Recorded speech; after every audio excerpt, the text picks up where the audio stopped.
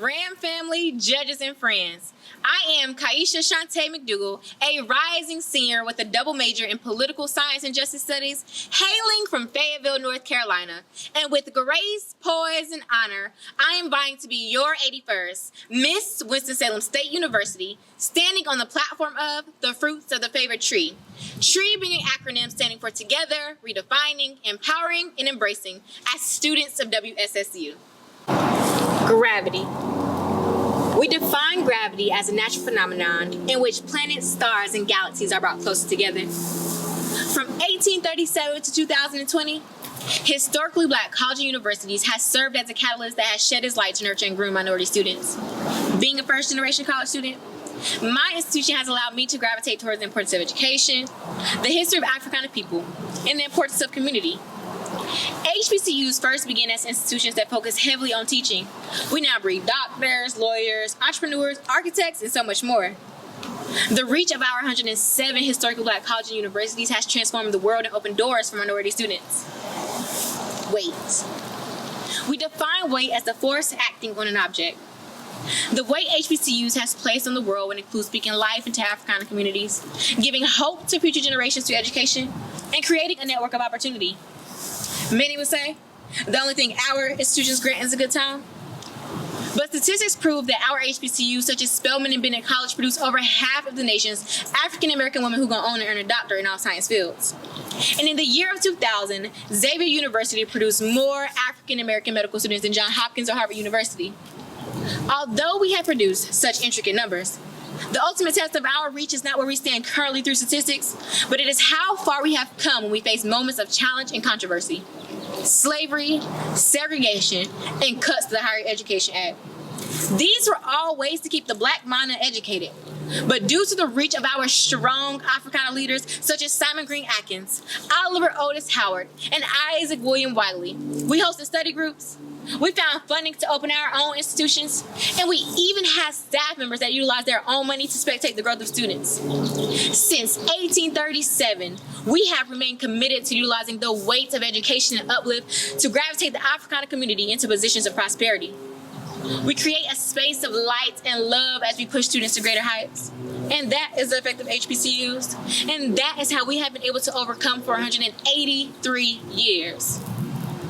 The weight, gravity, and reach of our 107 historically Black colleges and universities speak volumes every day as we turn on our television screens, walk into our doctor's office, and even go into our favorite boutiques. HBCUs are the Mecca of education, the Rosa Parks of resistance, and the Martin Luther King of excellence. Gravity works to draw objects closer together. HBCUs work to draw minority students together toward the roots of knowledge and culture. Nelson Mandela once said, "Education is the most powerful weapon that could be used to change the world." Look around you. We have weighed down the chains of slavery. We have gravitated out of segregation. And we are now reaching our ancestors' wildest dreams. Thank you.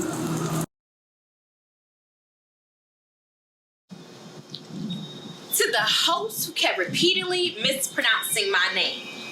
You know, the thing about my name, it doesn't roll easily off a dry tongue accustomed to mounting a museum of a dead people or a dead culture. Now, this might make you feel dizzy, but watch this name be feminine and still intersectional and still respect gender non-conforming names and whichever pronouns they choose to use. Watch it politicize its stance. Watch it not make excuses for xenophobia or racism or sexism. You know, this name, been making America great. Been a conversation starter for diversity and worldly views. Watch it this name for everybody Black and everybody woman, everybody that has been ostracized and left to fend for themselves.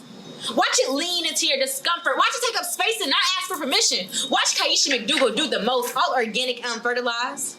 Watch it grow its own food, cure its own cancer, become its own master. This name? Watch as you call it everything but its name.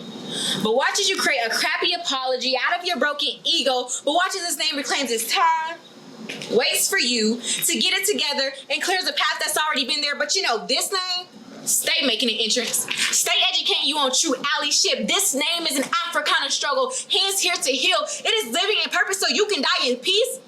It's understanding that my family is poor so that this country can be rich. It's not accepting white history as fact.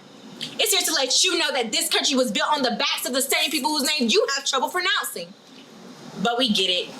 Quieysha too gutta for your allergic gut, McDougle not here for your consumption. This name does not provide a filter for you, lets you chew it up and still climbs its way back out.